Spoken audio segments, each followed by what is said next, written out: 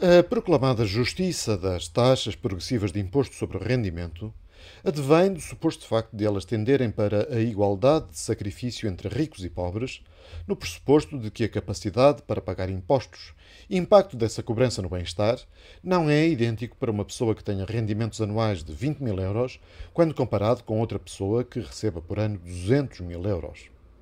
Além disso, os defensores da tributação progressiva entendem que um euro adicional gasto pelo Ronaldo tem menor valor social do que um euro gasto por um empregado de balcão e por isso preferem cobrar esse euro ao Ronaldo através de imposto e dá-lo ao funcionário de café. Mas só alguém muito distraído acredita que um euro retirado a um rico por meio de impostos entra por magia no bolso de um pobre.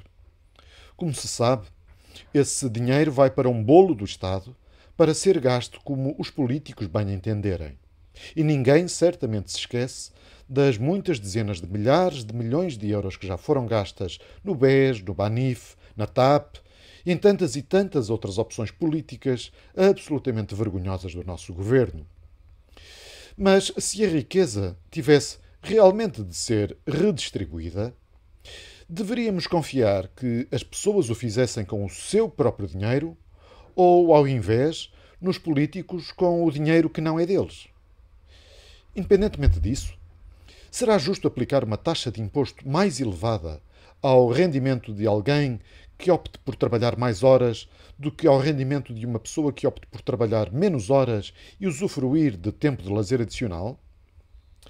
E já agora, se a apropriação de 100% do produto de trabalho de alguém é escravatura, a partir de que percentagem deixaria de se ser escravo?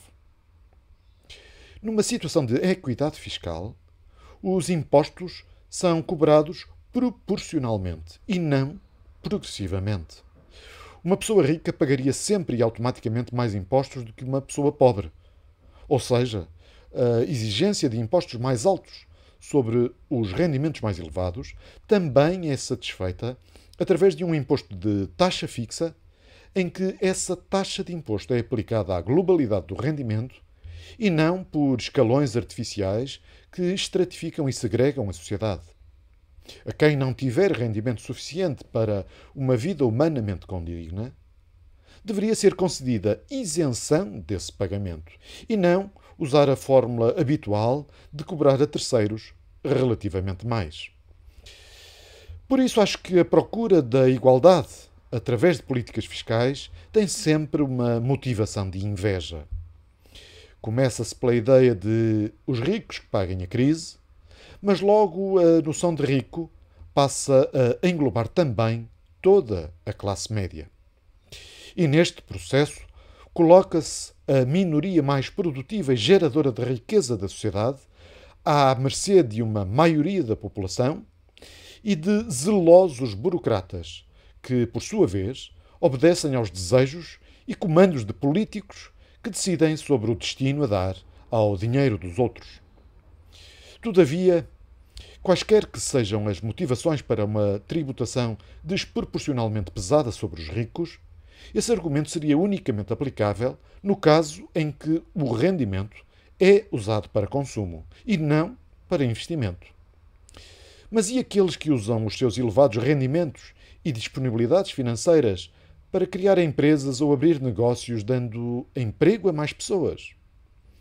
Esse rendimento deve ser retirado por via de uma taxa de imposto especialmente elevada?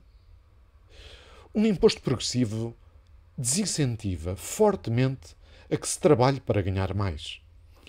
O facto de a legislação permitir que uma minoria de indivíduos com elevados rendimentos seja relativamente mais penalizada com taxas superiores de imposto não é justiça social. É antes uma violação de princípios éticos e morais fundamentais e não legitima a prática de extorsão. Apenas absolve o criminoso.